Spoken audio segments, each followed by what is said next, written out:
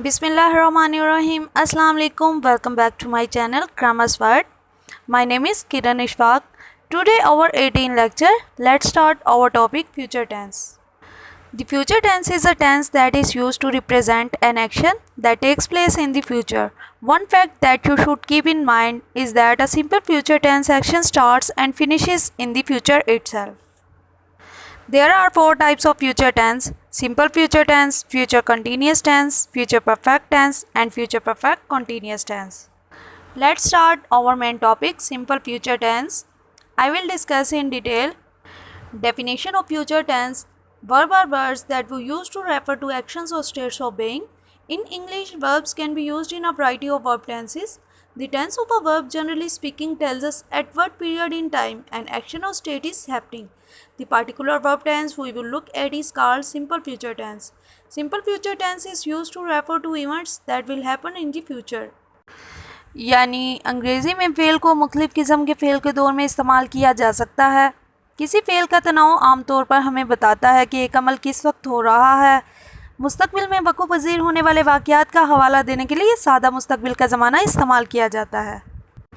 Now I will discuss the rules of future tense. जिन फ़िक्रों के आखिर में गा गी गे आ जाए वो फ़िक्रे ज़माना मुस्तकबिल कहलाते हैं.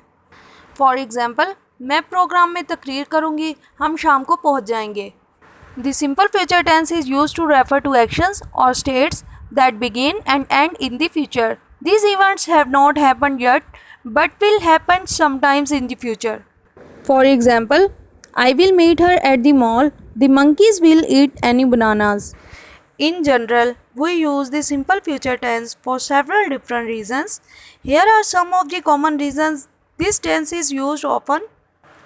We use the simple future tense to make predictions or guesses about the future. These can be confident predictions or more uncertain ones. For example, he said it will rain tomorrow.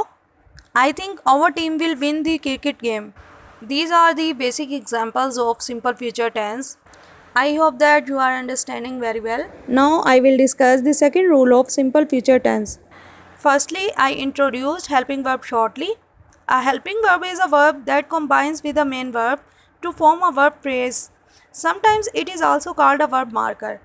The simple future is expressed by placing the helping verb will or shall or a contracted form of will or shall in front of the base form of a verb.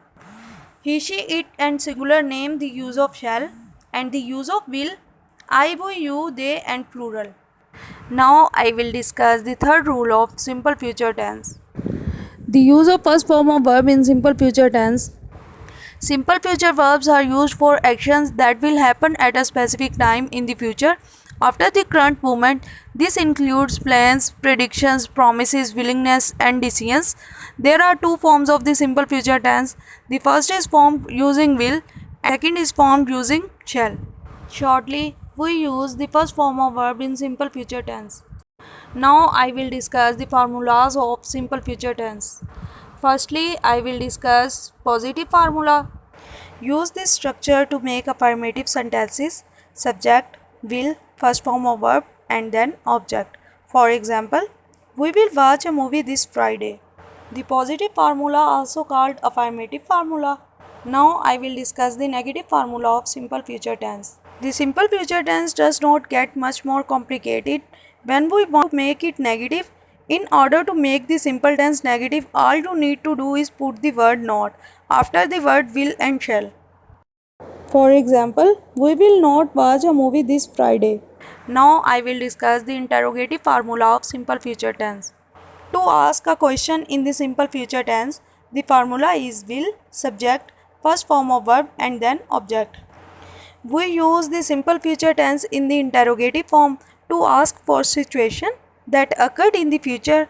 We start with will shall followed by the subject, then first form of verb and then object. The sentence ends with question mark. For example, will we watch a movie this Friday? Thanks for watching my full video. Please subscribe to my channel and press the bell icon. Like, comment and share. Thank you.